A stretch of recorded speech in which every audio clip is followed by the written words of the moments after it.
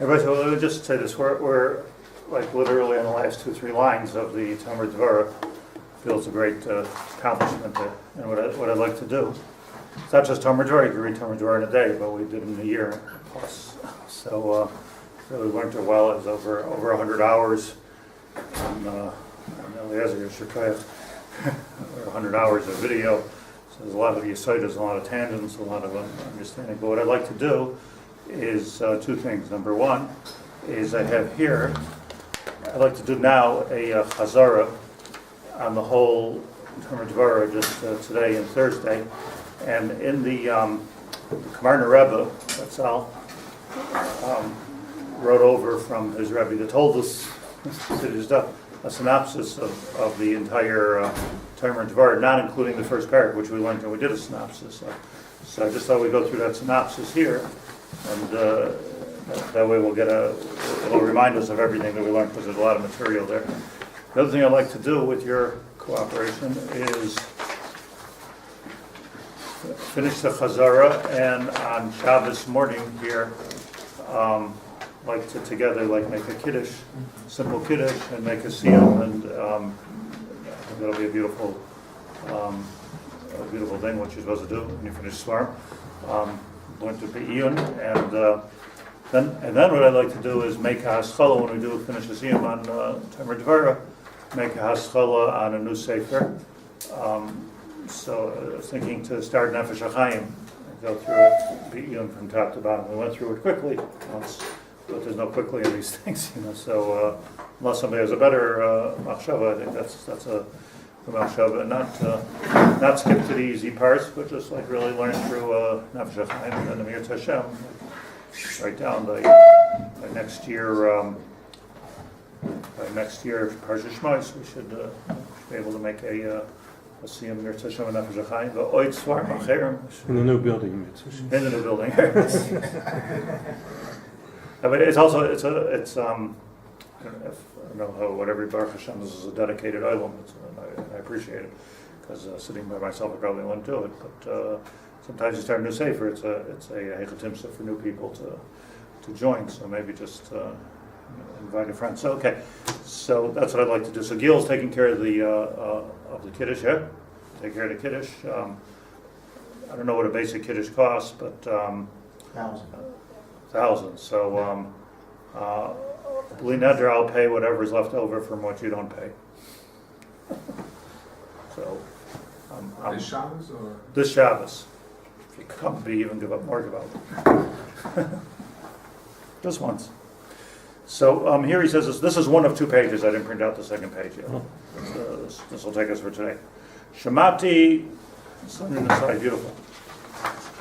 Shemati Mimari. Remember, this is the Leket Dimrei Pninim is what the Kamarna was a Kaddish V'tar heard from his Rebbe that told us. It was one of the Talmid of the Baal Shem Tov.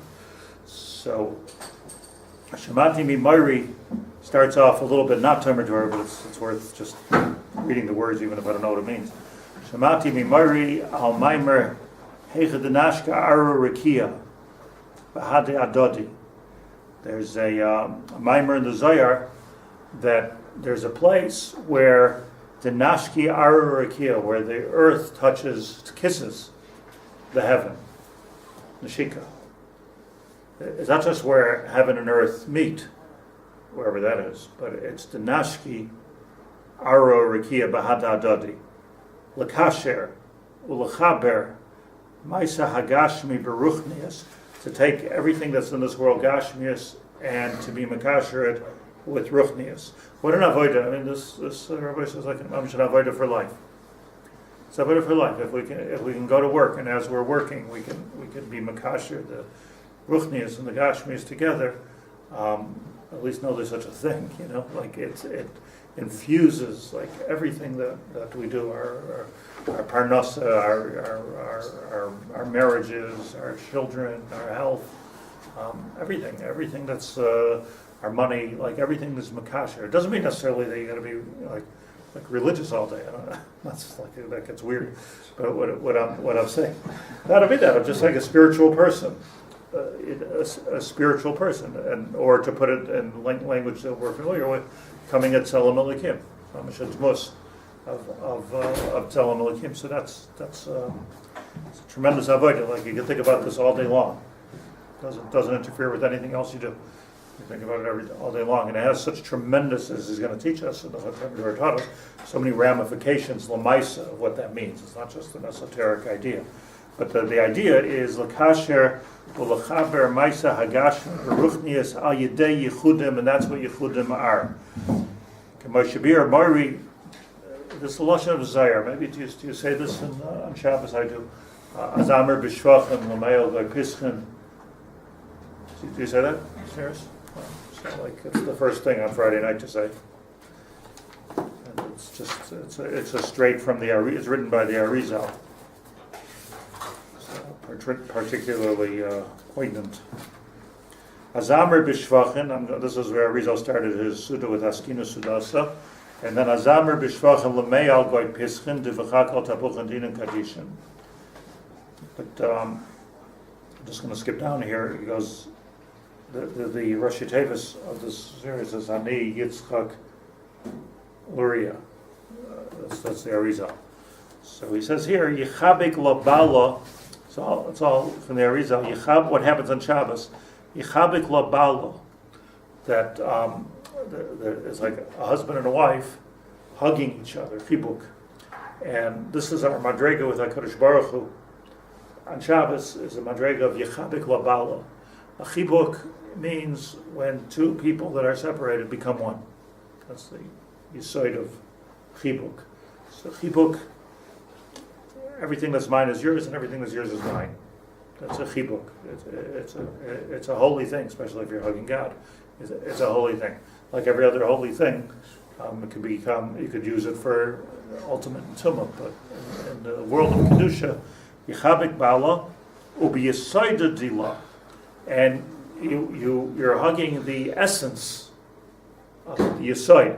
We know that Midas HaYesod is exactly this, where, not just touches, but Mechabik, Chibuk. There's a Chibuk of Shemayim V'Aretz.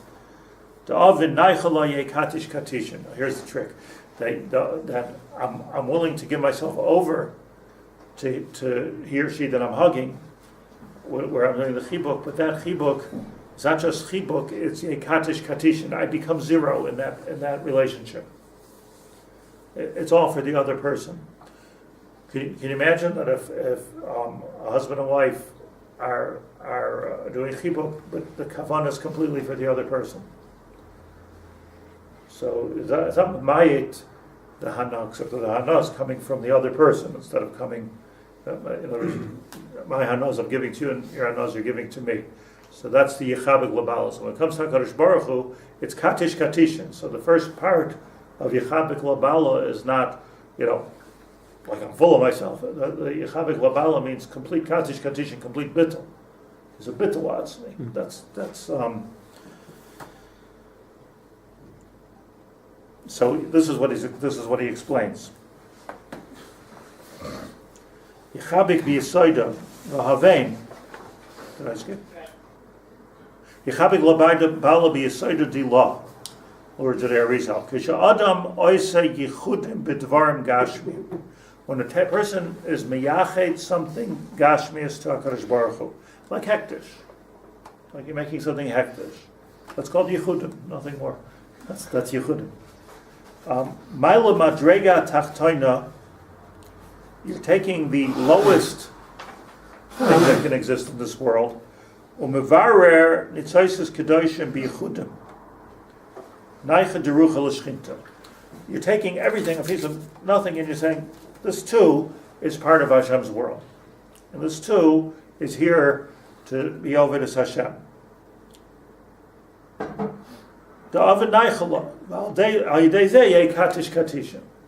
So it all becomes, it's all for God. You find that tzadikim, even sometimes self-imposed, a golus of going me'asar la'asar, from place to place. In other words, whatever it takes. I got to travel here, I've got to travel there, I got to travel in the middle of the night, I got to travel during the day. Whatever it takes, it's katish katisha. So there was a certain selflessness, So selflessness doesn't mean just a person who's who's self-deniant. Selflessness means that it can be very fulfilling to be selfless. But selfless means I'm not doing for myself. I'm doing. This is just like Begashmis. The probably the biggest secret of a good marriage. I should be Mekayim what I say. But the biggest secret of a good marriage is I'm in it for you. That's probably the biggest secret, because then, like instead of think about it for a minute. Instead of always judging a person of like you're acting a little weird now, and maybe better adjust your mood a little bit, or why'd you do that, or that's strange. Instead of constant judging, because judging is judging of how that makes me feel, which is the center of psychoanalysis. But here we're not talking about to judge. Just accept a person for what they are. Just accept a person for what they are. So then, how can you do that? The only way to do that is it's not about how it makes you feel. So this is what you are. Doesn't mean you should change to go pay for a Muslim course or something. But the point is that it's a non-judgmental relationship. It's the same thing. Accepting is just accepting the situation, accepting the midos of another person. Are which are. So that's what it is. It's probably, I just speak for myself, but it's probably a little bit true with everybody. Probably more to accept about us than there is about the other person. It's not like we're perfect and we have to accept all these. There's a mutual acceptance that goes on. So that's the katish katishin. When it comes to the Ribono Shel Olam, it's easier in a way because we're talking about Hashem, but it's more difficult in a way because life has its challenges. Life has tremendous challenges. Almost not a day goes by without challenges, both for the Ummah Shalema and personally. People have challenges of oini, challenges of health, happiness, just challenges. So the first idea is katish katishin. Just let it dissolve. That's the let it dissolve. Katish katishin means you dissolve it. Me'aser la'aser b'chalishas ta'aser ba'aniyas hakol sheyudvukim ba'or hashchina v'yuchil l'yached yichudim v'layiplu l'mata l'choimrois chalila. Never get down into the gashmis. This is not right. That's not right. That's anger. That's anger. And here we start with the Tomer Devorah. Kibalti mimarish yesh b'adam eser spheres. That we have within us eser spheres. Ki hu olam katan, because a person is a little world. Just like the world has eser spheres, a person is a microcosm of that world. Ki chomash yesh b'olamis elyonim yesh b'nefesh adam. Ki mevor b'Tomer Devorah. This is clear in the Tomer Devorah. Heich l'damis atzmai l'kadosh atzmai dugmas haspheres ruchnias elyonos lasos b'toch tachtoin. L'ramesh b'elyonim lios ayin botol omavutol bria shvela afila ubezeh isdame la'ayin elyon. Keser elyon. So first the philosophy of it, and then the lamaisa of it. That in the spheros, we start with the spheros. So what's the first of the 10 spheros? Keser. Second, Chachma. Third, Bina.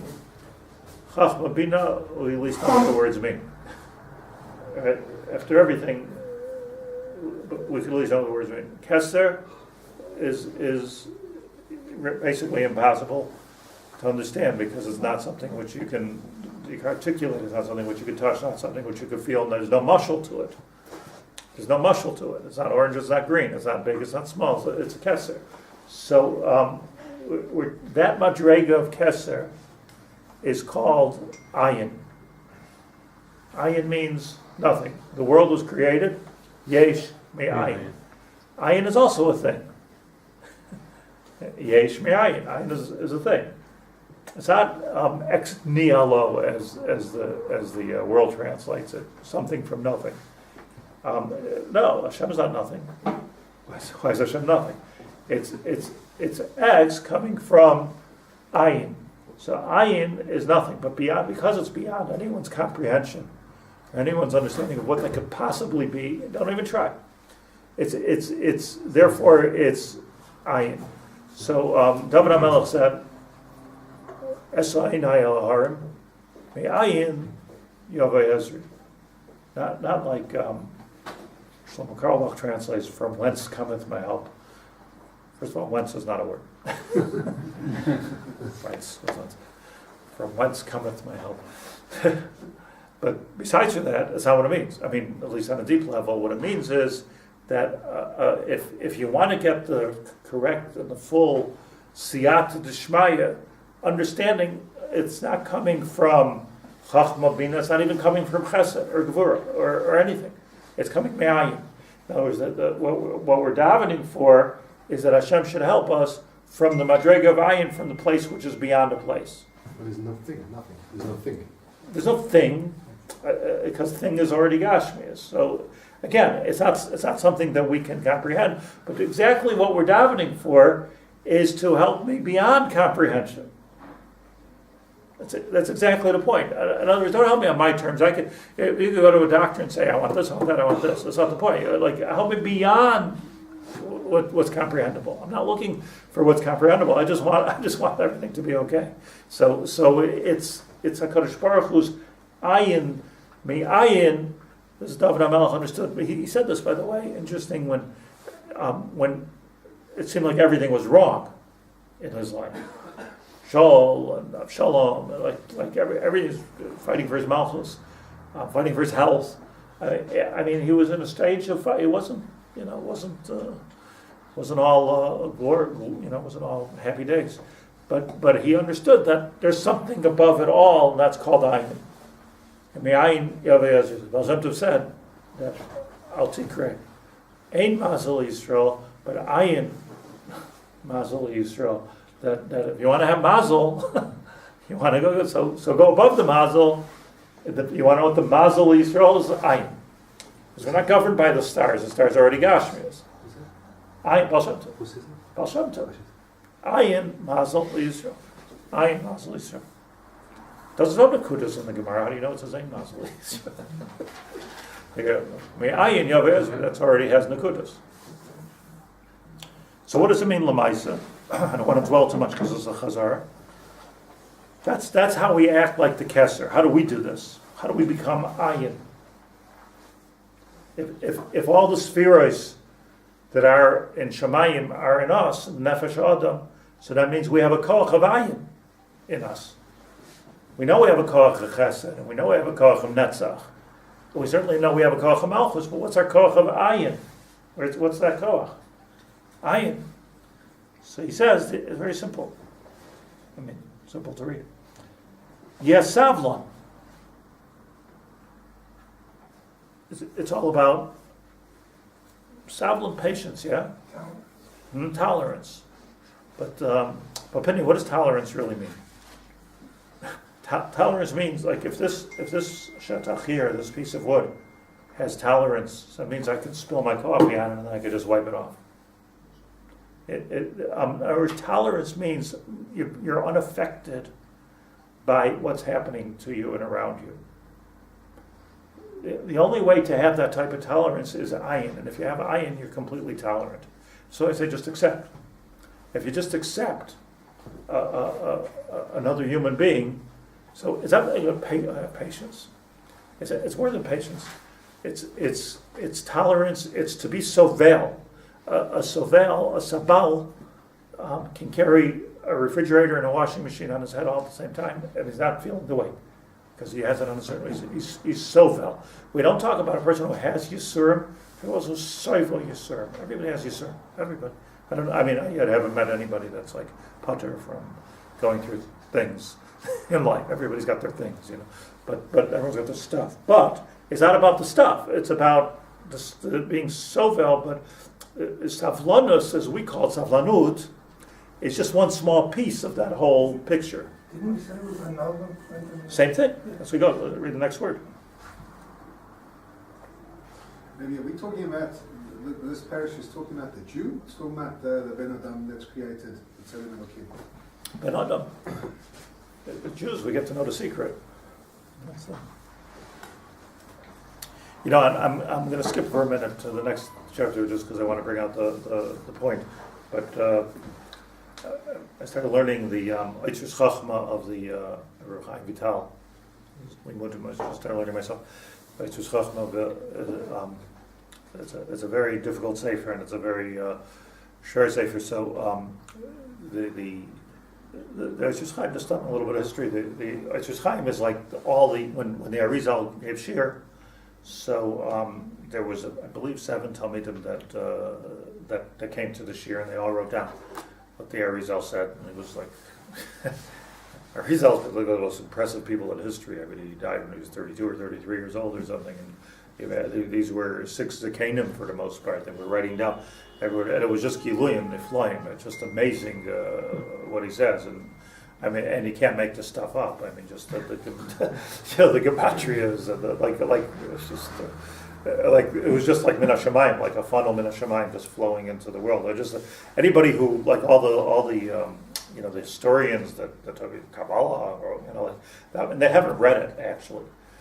Like if you actually read it, there's like the Chumash, you can maybe you can become you could be an Apocalypse a little bit, but you can't. This is like clear Giluyim. Like I mean, so anyways, they all wrote it down. But before the Arizal died, when he was on his deathbed, he said that the only one who was allowed to print out or be befitz what I said is Rav Chaim Vital. That's what he said. So he died, and Rav Chaim Vital had his notebook. After the Arizal died, so he said, I decided that I don't want to print this. I don't want to give this out. So he kept it for himself. He didn't feel it was the right thing for the generation. And everybody was pressuring him, and he wouldn't do it.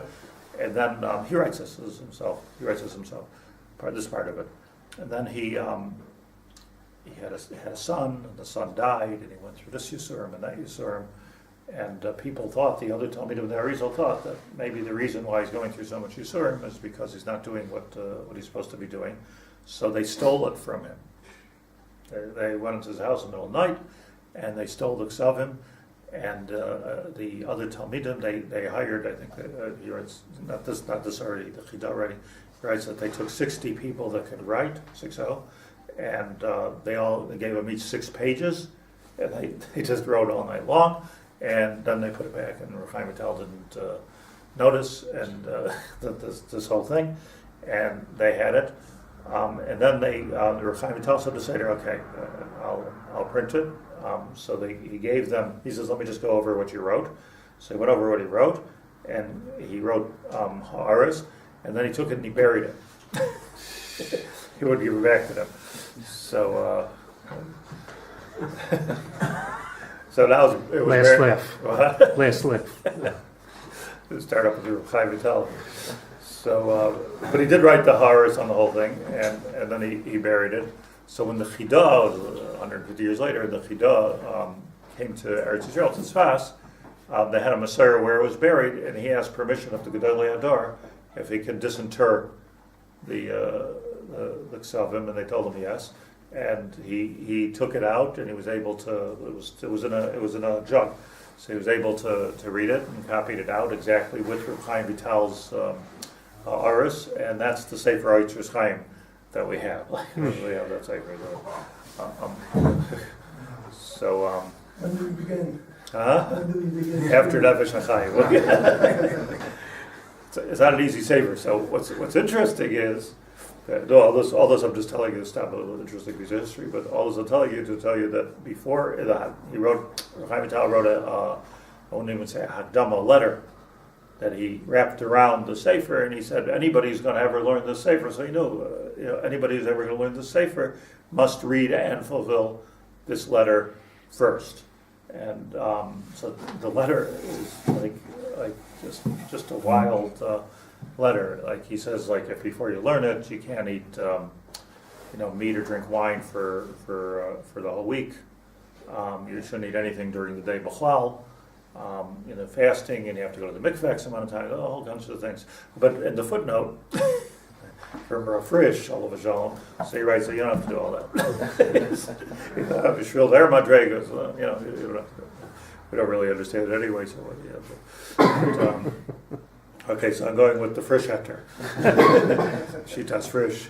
But so he starts off like this. This is the thing I wanted to say, and it'll become more nageh as we go along. But what he says is that before anybody's makabel on them, the whole book is about spheros.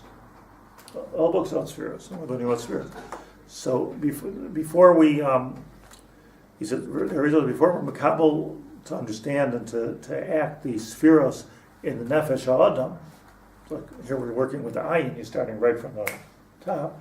He says that the main thing is that we have to be b'shalom. Everybody knows what shalom means, but what does it mean? Like, so he says shalom means like you think it means that you have achdus. You can't learn unless there's achdus. There has to be shalom. Maybe shalom means peace of mind. Peace in your household. But because this is bracha. The spheres are bracha, and there's no kli that can hold bracha except for shalom. So in order to be a kli for the spheres, you must be b'shalom. If you're not b'shalom, you have a crack. Everything just falls right through. If the kli is atum from upstairs, from out, nothing goes in. Even if it goes in, it'll come out if there's no shalom. Do you know what? You can feel this a little bit. Like so much goes in, but like person's not at peace.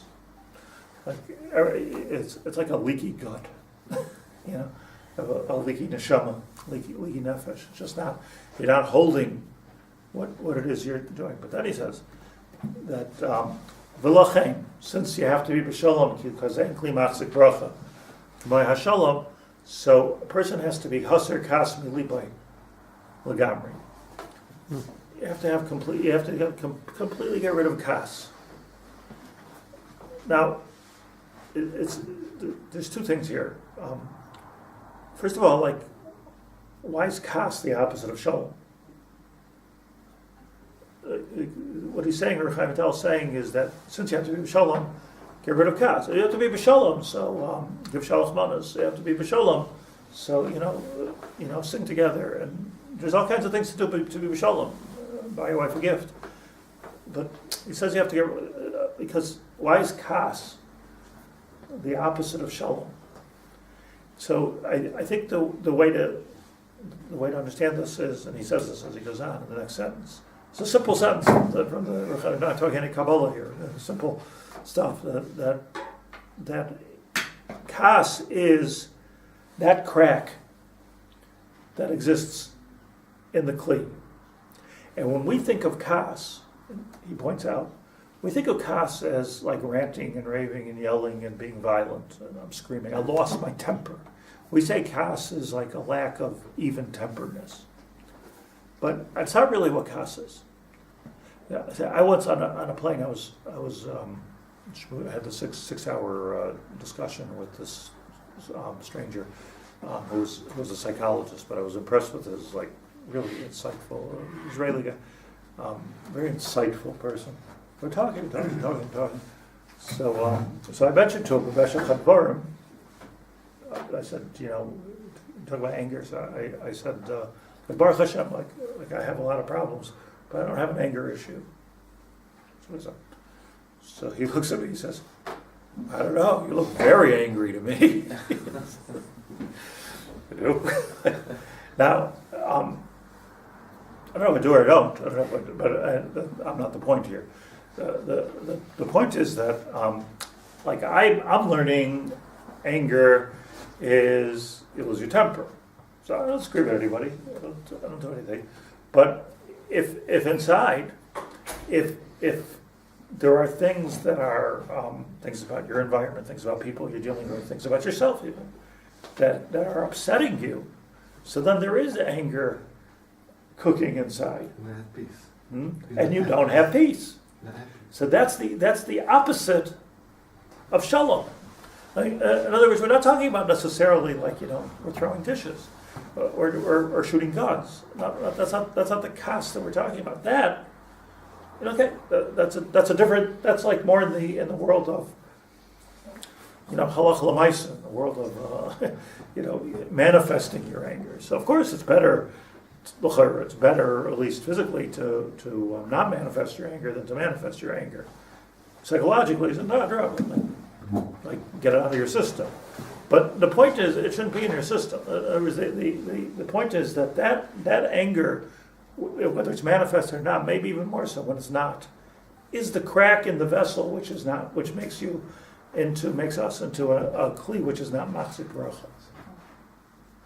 You with me on this? Yeah. Forbearance? I don't know what that word means, but I mean I know what it means. But the shleimus is shalom. Shalom is lashon shalom. Shleimus.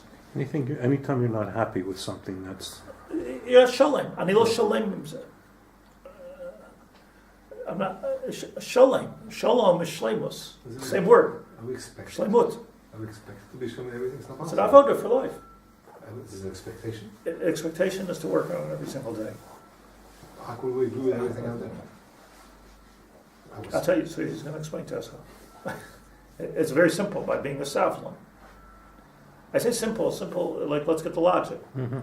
If a person's a savlon, so it means to say, if I'm ayin, me ayin yavo yezri. Now I have to be ayin. See, I know in Shemona Esrei we say, every day, at the end we say, nafshi ka'afar, lakol tiyeh. Yeah. So the way I understand that of nafshi ka'afar l'kol tiyeh is offer as such. It doesn't, like if it rains on the offer, it just it's just there. It doesn't spit back at you. It doesn't. You walk on it. You spit on it. Like offer is a huge amount of tolerance. All right, offer. You walk on offer. So the offer is anochi offer ve'efer. Offer. The offer is as close to ayin as we can get. Maybe even we can do better. But what his lashon here is,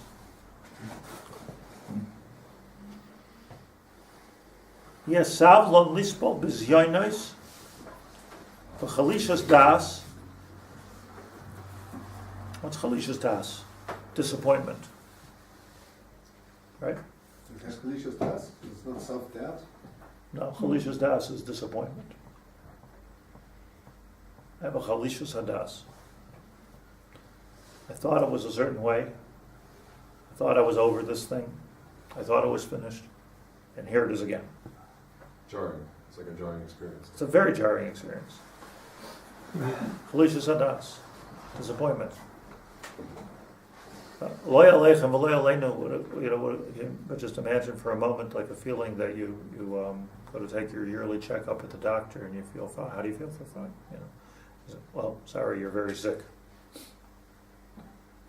Like, what, you should never know what that feels like. But, like, what does that feel like? Perfect example is Aaron HaKohen when his two children were taken. A what? Yeah. Yeah. Well, you don't. Yeah. You don't. Yeah.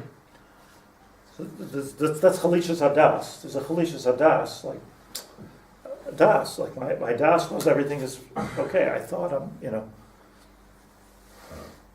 had here a few weeks ago, a woman came and she was talking about how she wants to split up with her husband, she wants to break her marriage. And talking to her daughter, and she says the problem is that her husband is completely oblivious to this. Like, he thinks we have a great relationship. Completely oblivious. So I said, how could it be? Yeah, because they have a very civil, but whatever. So let me speak to your husband. So I spoke to the husband. So I said to him by opening lines, I want to speak to you about your shalom bayis. He says, I have perfect shalom bayis. Well, it's about to get better.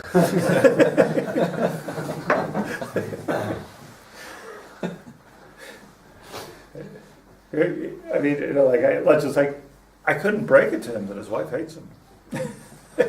There's a certain, I couldn't bear to see the Chalishas Hadas. Okay, and we did talk about it, and he said, everything's fine. Everything's really fine, Something that really. Yeah, it's It's interesting. But denial is not savlanus. Savlanus is, here's a situation. I'm not going to become broken by it. Let me be matzeh b'matzeh. Let's see what we have to do. But the point is, if I just get chalishas adas, so then all that happens is I get very angry. And whether you're screaming angry or inside angry, but you're angry. And the anger gets you nowhere. Because the anger, all that does is makes a hole in the kli, and a little bit of bracha that you have starts pouring out, leak. That's what happens. So, I'm not here to give Shalom Bayis counseling, but I'm just saying what I know. You ready? Can I ask a question? The beginning of this Tomer Devorah, it says Kodesh Baruch Hu Sovel Elmo. That was the meaning. Perak Aleph, yeah. Right. That's how we started the Sefer. Does that mean the Kodesh Baruch Hu was disappointed? No. No, it means he's not. It means that he's not. It means that he's sofel. Instead of having a chalishas hadas, Hashem is b'bechinas ayin. And since he's b'bechinas ayin, he's able to be sofel. It's b'diuk hafuch. That what we wouldn't be able to do, what the Tomer Devorah says, Masha eina seichel yachol l'tzayer. That's what the Moshe and Tomer Devorah. Seichel can't be mashayir, such a thing. That we're biting the hand that feeds it. Who could not be angry about such a thing? Who could not pull away your hand? So, but HaKadosh Baruch Hu is a soivel. So when we're talking about soivel, the only way you can do that is it's b'bechinas ayin. Once we understand HaKadosh Baruch Hu is above feelings and above nefesh and above gashmias and above all that, we have a part of us that the nefesh adam that can do that. So we have that part of us. And by the way, I think this part is the difference between a good man and a great man. Because a great person, so it doesn't really make any difference. You know, like a Rabbi Kiva, if I'm living, if I'm dying, it doesn't really make any difference. He's ayin. Doesn't make any difference. Do I like that feeling of the rakes going on my skin? It wasn't a mashegana. The point is, he was sofa. He was sofa because there was a bechina of ayin there. Complete savlanus. That's what savlanus really means. So, Yasavlan lismo bizyoinais chalishas hadas chirufin v'gidufin, insults and curses. Ba'ava u'belev sameach.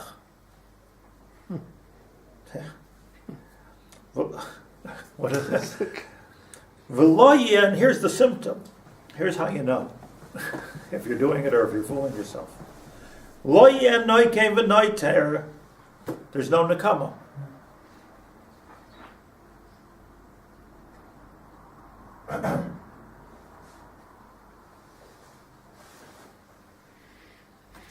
There's no nakama.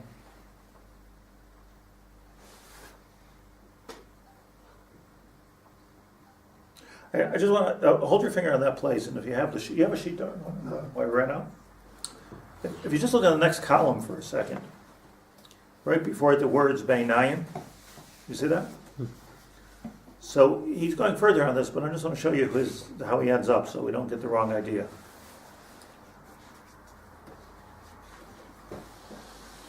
He says, Afal Pikain, if somebody's cursing you, and if somebody's talking lashon hara about you, and if somebody's hurting you, Afal Pikain, l'meicha shmiyu bay, the halacha is that l'meicha shmiyu bay. So we always translate that as, somebody's talking, you have to be choshesh. L'meicha shmiyu bay, you feel something, shalai tachniya atzmacha lifnei asaynei. You still can't be machniya yourself in front of the sonne. So this is a very complicated dance here that we're doing. You see, like lahavdal of havdalas, like the yashka thing, the Christian thing, is to turn the other cheek. So truth is, like almost right, but very wrong. You don't find such a concept. I mean, it does say kishiasteru lechi, yavir lechi. It does say such a thing, but I think it's out of context. It doesn't mean that a person has to let somebody step on you and spit on you and hurt you. That's not what it means. But before you get to it can't be out of nekama. You got me, I'm going to get you. It can't be payback. It can't be revenge. It can't be. Revenge is a very deep thing. You hurt me, I'm hurting now, and I'm going to hurt you back. It doesn't mean that you have to let somebody shoot you. I should tell you something like 12:30, 1 o'clock in the morning, or whatever. So somebody sent me a 2-minute clip from Shlomo Carlebach email. I was looking at my email. So this is Shlomo Carlebach giving a speech at the Kosel. So I don't know what was going on then. I know what's going on now, but I'm not sure what was going on or when exactly that was and what was happening. But there was no singing in this clip. I wanted to go to sleep with a little bit of music. Instead, I was up all night thinking about this. What he says was that, like, it's an unbelievable. What we're talking about is that, that he says, doesn't the world see like what an unbelievable chutzpah that after the Shoah and after everything that the Jews have been going through, when we finally got a little piece of land. We're not talking about millions of miles. The Arabs are millions of miles. A little piece of land, and now they want to take back half of it. The chutzpah, he's screaming at the Kosel, screaming, literally, chutzpah! Chutzpah! Everyone's, yeah, man, that sounds like a Baptist thing, He kept screaming, it was just like 10 times, chutzpah! You gotta do this. Then he says like this, he says, Bill Shoinai, he says, but I want you to know, he says that the Arabs are Tzalam Alekim. He says, and I mamash love them. He said, mamash loves them. He says, I'm just asking Hashem, can't they be a little sweeter? Stop cutting off people's heads and stop shooting people and they're eating dinner and just a little sweeter. This was just good, but I'm just saying what he was struggling with, but I'm saying it's such a difficult struggle that we're in because it's at echad. It's just crazy, like animals, to shoot people, stab people, kill people randomly. I mean, who does that? The mafia doesn't do that. They kill people to have a reason. It kills people randomly, just randomly killing people. It's just like nuts. Torturing people, beheading people. It's like nuts. Mitzad echad. Mitzad sheni, and this is what he says here at the end, that nobody's you can't stand like an idiot lifnei asayne. That's what he says here, right? You can't be machniya yourself lifnei asayne. You need to do what you have to do. You need to have a tzahal, and you need to take precautions, and you need to shoot people. That's what you need to do. Ways. So, but mitzad sheni, because one's internal, and one's external. You have to do what you have to do, but is it possible for at least a Jew to be able to do it not as revenge, and not because I'm in pain and I'm causing pain? I'm doing it. It's tzava hagana liYisrael. I'm doing it to protect ourselves and our people. Mitzvah gedola, kol hakavod. I'm not like I ask these guys for brachas when I see them, but it's unbelievable. But the point is that it's not because you're what's the kavod. It's not because we really hate these people. Thank you for killing them. It's again. I'm not talking about how much hate I'm so far from because I not much hate them. Join the club. Join the club. Yeah, but I'm just saying it. I'm taking a very extreme level. I mean, I could be talking about our wife, like it's not it's not beheading you physically. But what I'm saying is though I'm saying he's going even to like what he was doing. Carlebach was doing is like presenting a conflict, which is like mamash the Jewish. To me, it was like mamash the Jewish conflict. Like on the one hand, chutzpah, and you got to kill them, and invade them, and do whatever you need to do, bomb them, do whatever you have to do. On the other hand, like there shouldn't be a drop of sinah here. There can't be a drop of nekama here. This is not the Jewish way. This is different. The Christian way is just get bombed. Go ahead, give us some more. That's not the derech. The derech is l'meichash mi'aboyi that you have to stand up and you can't be machniya yourself. That's the Jewish way. The Jewish way, which makes it so difficult, because if you're not near yourself, how do you do that? How do you shoot another person? You have to be full of hate at that moment. Or no, or maybe it can be full of Ava. Like Ava Yisrael, Ava humanity, Ava normal people, Ava, like, I can't, Ubiarta hara mikirbecha.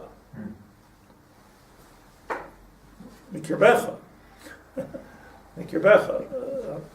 Not just the community, mikirbecha. So, I'm sorry, I went over the time here. Gotta finish my Shabbos. Let's just finish this paragraph, please. Lo yenoike v'noitim ki ha'or v'hadvekus v'hanoyim ziv hashchina yavriach mimenu kol eile. Being the shchina, ziv hashchina will push all that away. V'yadoyim lekeser makor harachmim. So important to learn that rachamim. I didn't know this. I thought rachamim was some kind of a cross between chesed and gevurah. Rachamim is coming from the keser. It's a new place where there are no midos. There is no chesed. There is no gevurah. There is no tiferes. It's above that. Rachamim. Like by us, rachamim means before we process it. I just have rachmanis. Before we process it, magiel lecha, lo magiel lecha, rachamim. Pre-processed feelings. B'kar rachamim, HaKadosh Baruch Hu, v'lo yikanes lefanav, shum pigam, v'shum sina, v'lo shum din. HaKadosh Baruch Hu, in the place of keser, where there's no din, there could be rachamim because our chesroinus don't even get there. The pigam and the bria don't even get there. V'lo shum din, shim na'eum, l'ashkeach milorachim, l'ashpil ha'etzav, v'kol atzrichim tuvasai. HaKadosh Baruch Hu is the default sort of like gut feeling is toiv. Afilu l'soinav. Shiratfu achachayev layashum bria. Now he's talking about us. Layashum bria bezuya be'einav layivza shum nimsa. Elohuya nivza be'einav belev sameach malay or v'chiyus. See, there's just like and with this I was invited a few months ago to speak at the Torah dinner. They asked me to speak about Rav Steinberg. Rav Steinberg is my Rebbe and almost a parent for almost 50 years. So I spoke about Rav Steinberg. So Rav Steinberg did a good job. Up on the head table there was a fellow by the name of Schron, so he's one of the richest Jews in the world, Ruby Schron. He was there. So he says to me right after I spoke, he said, wow, he says, like, how long did it take you to prepare that speech? So I told him 47 years.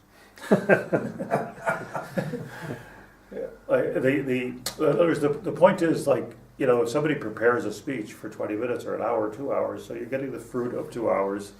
But in this particular, I can't say,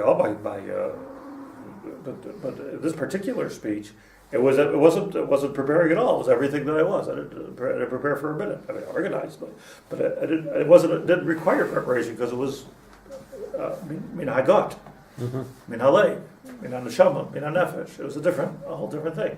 Somebody speaks about somebody they love. It's coming from a whole different place. The makom of ayin is dafka lamala min haseichel, where it's not like ha'ava mekalkelis is ashura. Mekalkelis is ashura. That's what ava is. First, it's not logic. It's above logic. We have a problem. Let's deal with it logically. But the first yisoid that he's saying, first yisoid of the Tomer Devorah is to be mistabek b'midas hakeser. And Mir Hashem, on Thursday we'll fast. Right.